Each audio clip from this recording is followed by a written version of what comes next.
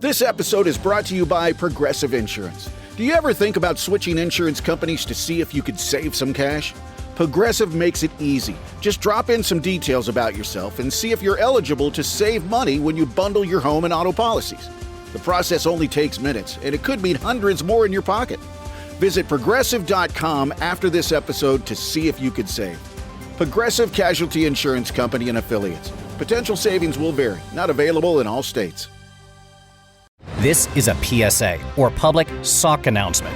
Experts have declared Bombas socks as the best way to warm up chilly feet. These pairs are super cushy, soft, and designed for maximum coziness. Plus, for every pair purchased, another pair will be donated, so someone in need of essential clothing can stay warm this winter. Go to bombas.com/listen and use code LISTEN for 20% off your first purchase. That's BOMBAS.com/listen and use code LISTEN at checkout.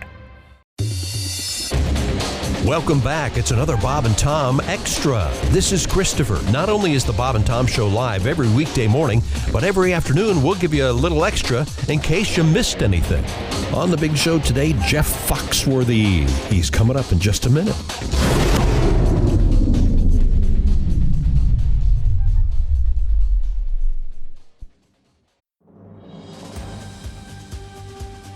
This episode is brought to you by Progressive Insurance.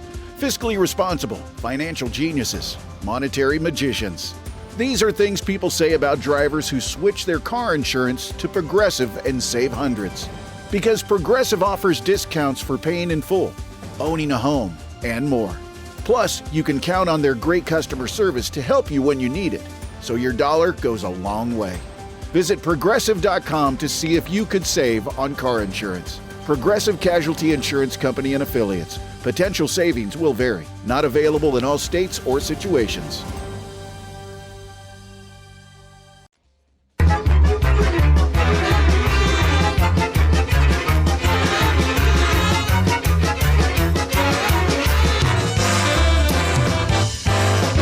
I'm driving through the parking lot when suddenly I see some lady in another car heading straight for me.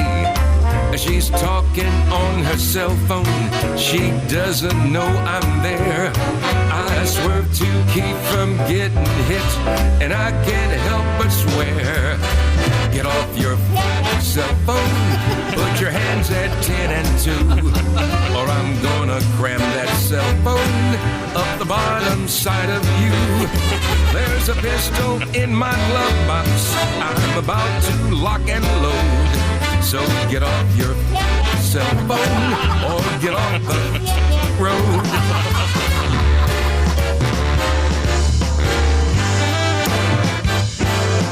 I'm sitting in a quiet bar, drinking a glass of beer. Some jerk gets on his cell phone and everyone can hear. So I go to see a movie to get away from everything. Just when the movie's getting good, I hear a cell phone ring. Get off your cell phone, take that call another time, or I'm gonna stick that cell phone up where the sun don't shine. This movie's got a soundtrack I'd really like to hear. So put down your cell phone, or I'll put it up your rear. Hey, guy, it's Ken Tomac. Hey, we just landed. Yeah, ATL, you got a sec? Well, it's a good time for me, Mike. About the mission statement. I know, but if you're 5 yards from the casket, you still have time. Listen. I got a phone call. Ken Tomac. Hey, Sugar, we just landed. Yeah, I got him on the other line. He said the body looks natural. Can't even tell there was a fire. Get off your cell phone. Wait until we're off the plane. Or when I'm done with that cell phone, you'll never sit the same. They're gonna hear you screaming way up there in first class when I take your cell phone and shove it up your ass. Hello? Hey, baby. No, I'm not doing anything. Oh, I love the sound of your voice. I'm never too busy to talk to you. Now, some more Bob and Tom. You want it. You need it. You can't live without it. This is Bob and Tom Extra. And getting kind of Christmassy around here. I like it. I didn't realize we were in gift giving. a 90s sitcom. It's a very full house Christmas. Ask him, born the King of Songs. We have, I think we have our guest joining us. We're going to talk with. We got the visual and everything. It's comedian Jeff Foxworthy. Hey, Jeff, I didn't realize you were going to be in the big screen. I do what they tell me to do, except call in for my interview on Tuesday. I come in here doing the walk of shame this morning. It's okay. It's all right. You're lucky that we're having you back on. You guys have always been so wonderful to me, but I've hit that age. I'm still pretty good, but don't knock me off my mark. And that morning began with my youngest daughter calling me going, I have no idea where my babysitter is. She was supposed to be here 15 minutes ago. I've got to take the oldest one to school, and I need you to babysit the youngest one. And so when you hop up in the bed with your hair on fire, and then a little while later, I get a text, did you miss an interview? It's okay. It's all right. Yes. So I'll come wash your car, cut your grass, whatever. It's all right. It's all right. Have you ever been out to Vegas during Christmas time, though? It's just bizarre. No. Nothing to me says happy birthday, Jesus, like watching Granny on a rascal scooter smoke a cigarette and play 3 slot machines simultaneously. Yeah. True meaning of the season. If there's a better way to celebrate the birth of our Lord, I don't know what it is.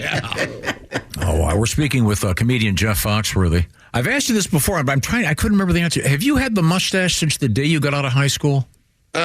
I actually started it the summer between my junior and senior year of high school and had it continuously. And then when COVID hit, all of a sudden I wasn't working. And I thought, God, my wife and I have been married for 35 years. She's never seen me without it. I'm obviously not working for months. How long does it take to grow it back? And so I quietly went in, cut it off, shaved it, and didn't say anything and walked back out. And she didn't even notice at first. And about 10 minutes later, she looked at me and she goes, oh, wow, grow it back. Since the 11th grade, I have shaved my lip one time. Wow. Do you have any photos of that? Mm-hmm. I do. Well, you don't have to get it right now, but if you do, I'd kind of like to see it. That's interesting. I know that Bob has had his since the day he graduated from high school. It's never been gone. Yeah. As far as I know. Not one time? No. And he even has a birthday for it. Mm-hmm. June sometime. When he graduated from high school. Yep. Wow. Now, we've been talking about purchasing gifts and how difficult it is. And this is a yes or no question. Do you have a gift for your wife already? I have 5 gifts for my wife and a card already signed and sealed. Oh. And I'm not bragging. I just did really well this year. I've been ready for like 3 weeks. Wow. Yes. Nice. And here's what I would say to guys is, because nobody, and I used to do a bit about this, I was like, no man ever thinks, we're always the one that's in CVS at 9:00 on Christmas Eve going, hey, Bob, you think my old lady likes some vitamins? But what I used to do was, when I was on the road constantly, if I ever saw something and I thought, oh, my wife would like this, I would buy it then, even if it was February, and I put it in a drawer. And so that way, if a birthday or an anniversary or Christmas came up and you needed something, you weren't just going out and buying vitamins or a bathrobe. You had something there that you knew she would like. Right. Yeah. And so I had the drawer forever, but it's kind of depleted now. But you're prepared. And you kind of get to the age where, I don't know about you, there's nothing I want. And so, when my kids say, Dad, what do you want? I'm like, nothing. Look at the shelf behind me. I don't need one more thing in life. I've got too much crap now. And what is on those? What are on those shelves? What is that stuff? Baseballs? A lot of signed baseballs. Yeah. Okay, so you like this, chick. So for years, if I was doing the Tonight Show or if I was hosting an award show, I'd just throw baseballs in a backpack and I'd take baseballs with me. If I was doing the Grand Ole Opry, I'd throw a baseball in a pack.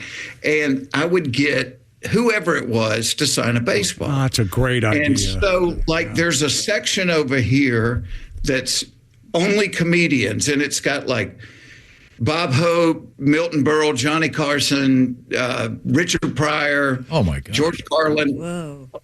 All on baseballs. And then if you go over to that side, it might be NFL play. Like I asked Johnny Unitas to sign a baseball. He's like, you know I played football, right? I said, I know, but I just get everybody on a baseball. And so it's kind of eclectic and weird, but that's fantastic. That's great.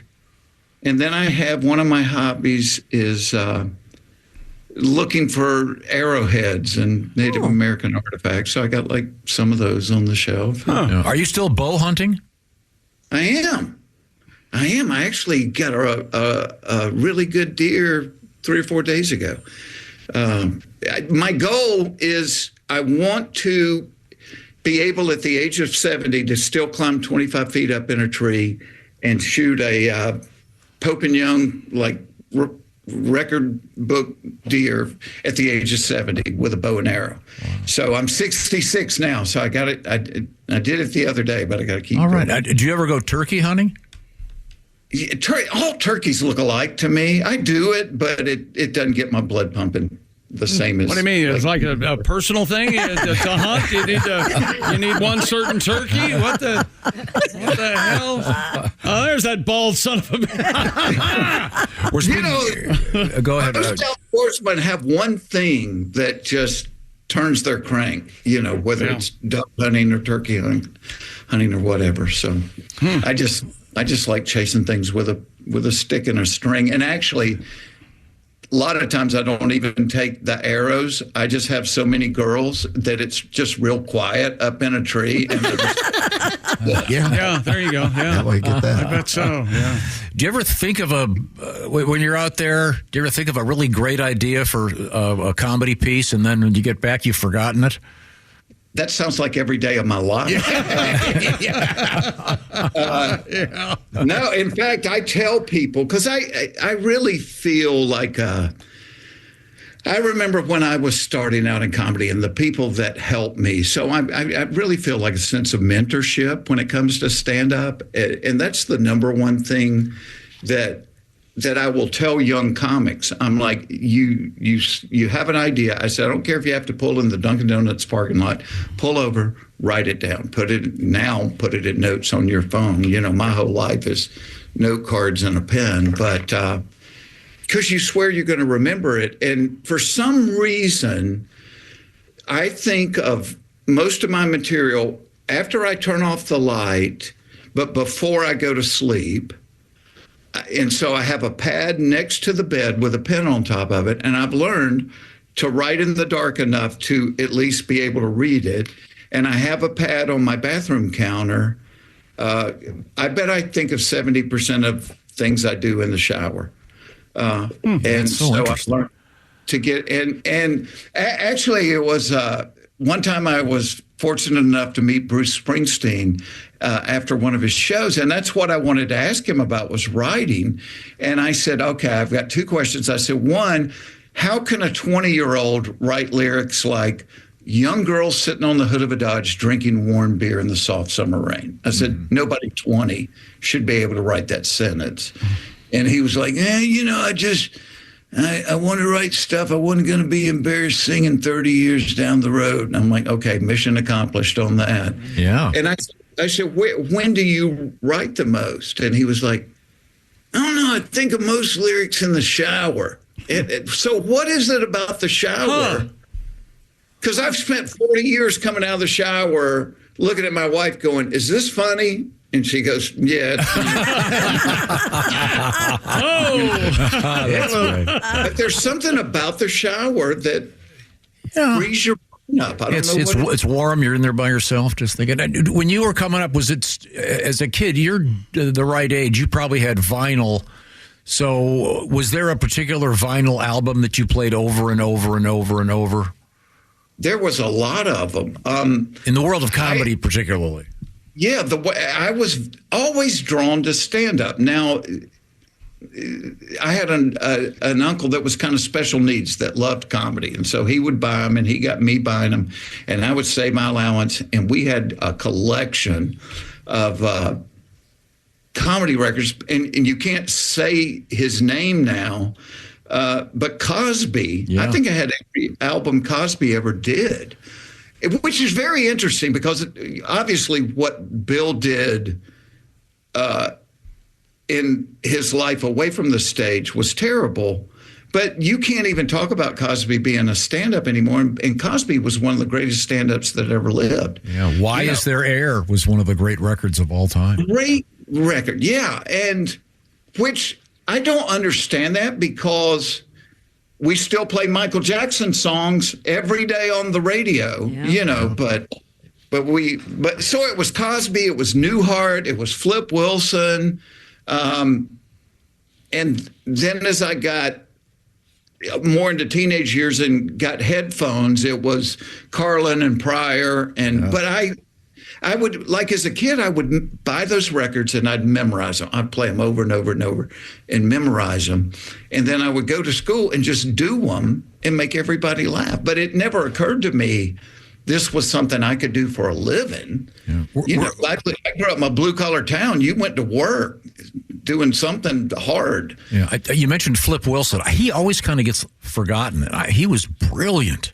I just thought there was a time there where the Flip Wilson show was must-watch TV. Geraldine. And, I don't know how he got kind of passed over. Yeah, that doesn't make sense to me. Are there any early Southern comedians that influenced you? My granddad had 2 Jerry Clower records. And so I would go over to my granddad's house. I'm very close with my grandparents and listen to Clower.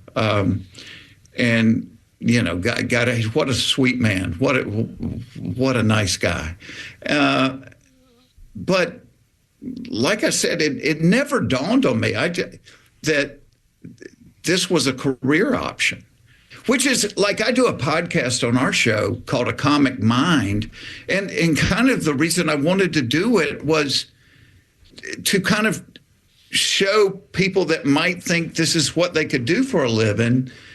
Okay, you're not crazy, and this is how comics think, and this is how you do it. And it's funny because if you want to be an actor, you go to acting school. If you want to be a musician, you go to music school. There's no comedy school. The way you learn to be a comic is hang out around comedy and comedians. That's how you learn to be a comic. Well, and I do believe it is a special gift, and I treasure it. I feel like I won the lottery because it was the gift that I got, because I don't know why I can do it.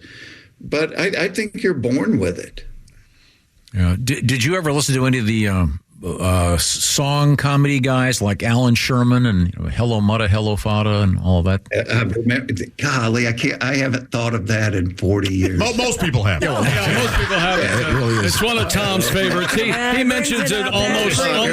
You're not wrong. Here I am, Camp Granada. It was classic. It was great. Well, real quick, you do a lot more than the famous redneck setup.